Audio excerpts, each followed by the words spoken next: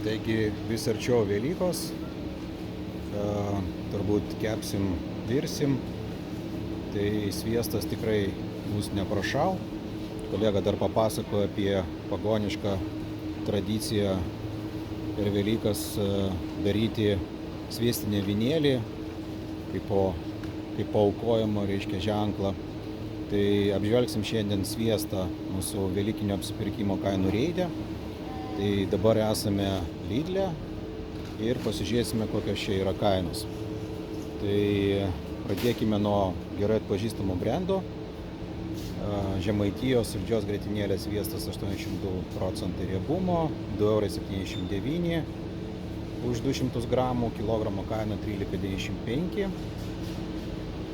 Rokiškio naminis sviestas 2,69 € už 180 gramų pakelį, tai kilogramo kaina yra 14,94 €.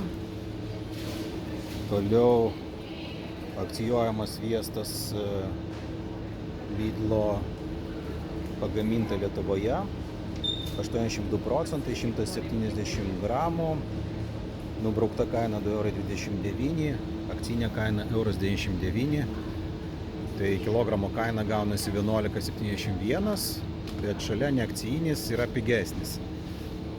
Pylos sviestas, galimai iš Lenkijos, etiketės nematau, jo, lenkiškas veterinarinis kodas, tai 180 gramų, 1,55 €, kilogramo kaina 8,61 €. Čia šiandien yra pigiausias sviestas.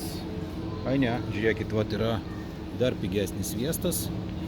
Tai pažiūrėsim, irgi lenkiškas, XXL ant jo užrašyta, 200 gramų, 82% ekstra, 1,69 € ir jo kilogramo kaina 8,45 €.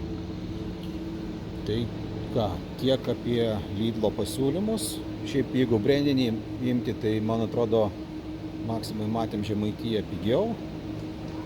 O kas liečia pigiausius, tai man atrodo čia bus panašios kainos.